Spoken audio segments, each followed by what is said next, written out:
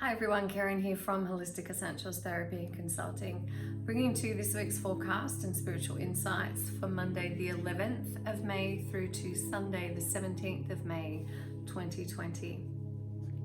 This week is a big week for retrogrades, and it starts on the 12th of May with Venus going into retrograde in Gemini.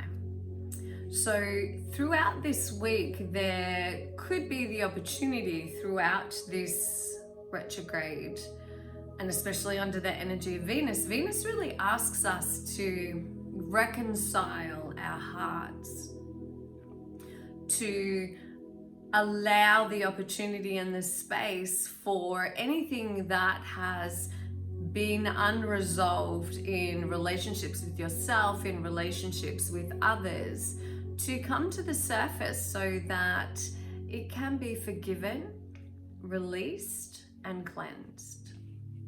This is also a powerful time where your connection to your higher self is more profound, and we're really being asked, Venus is the goddess of love, and so we're really being asked to connect to that love, connection to your heart and the love of the divine. And as you are a reflection of the love of the divine, then asking the question, how would love have me see this person? How would love view me? Ask love to guide you in all of your conversations, your reflections, and the internal work, because we are all being called in this coming week to dig deep into our old patterns, our behaviors, situations that have no longer that are no longer serving us. And this time of stillness and inaction, many have been in a time of inaction. Perhaps that has brought to the surface issues in your life that you thought that you had moved through, that maybe you haven't, or there's a deeper layer, a deeper level in which you can actually move into that will allow for greater healing and expansion and self-awareness and development to awaken from within that space. On the 14th of May, Jupiter goes into retrograde in Capricorn. And so this is, really bringing to that surface those aspects of ourselves that perhaps have been unresolved. But Jupiter generally, when not in retrograde, when it's direct, really allows us to have that bird's eye view, the higher perspective, the bigger picture is where we, can access and tap into a deeper understanding of what life is. What is our role in this life? What is my role in this situation? What is there for me to learn in this situation? And as Jupiter goes into retrograde, then we need to bring that down. We need to focus on the smaller details. We need to break it down so that it doesn't feel quite so overwhelming, and taking each moment as it comes. And I really feel, this is a time to simplify everything. We're shifting into, moving into, depending on what country you're in. Here in Australia, we're starting to lower our stages of isolation, and we're integrating back into whatever normality may look like.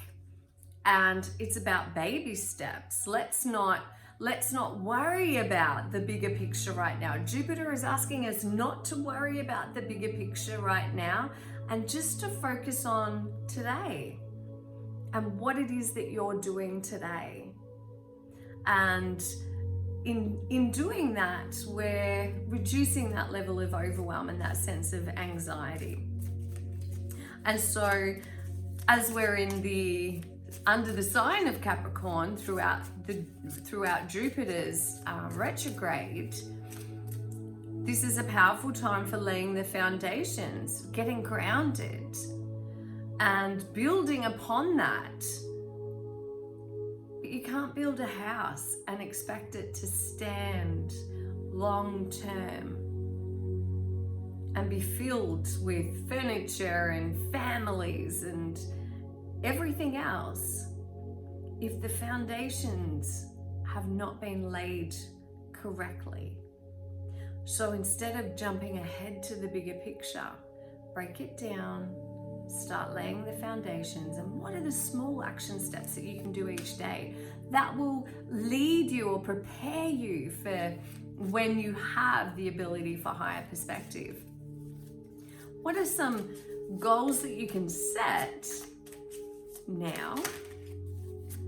And from that goal, asking the question, what are 3 things that I can do towards this? What are 3 things I need to do to achieve this goal? And what are 3 action steps that I can put into place throughout the next weeks, months, that will continue that momentum, allowing me to achieve what it is that I'm wanting to achieve in my life? So for Monday, Tuesday, and Wednesday, dreams coming true. I love this.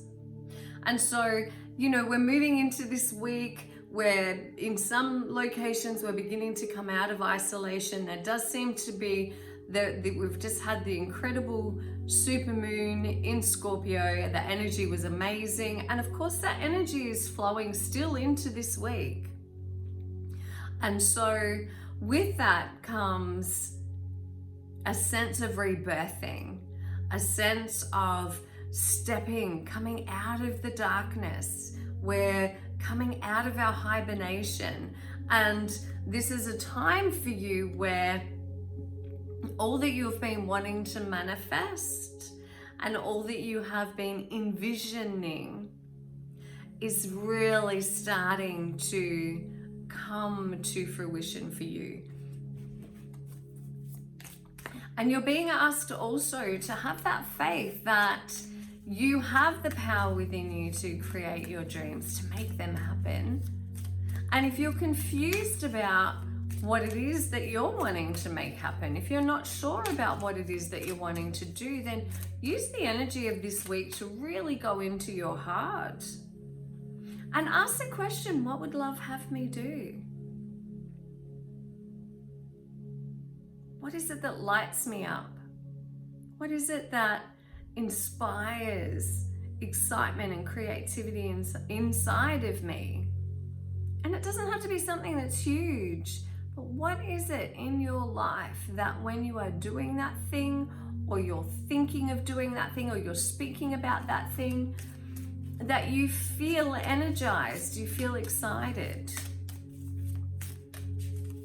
And again, this is what the energy of Jupiter and Venus are asking us to do this week. It doesn't have to be huge.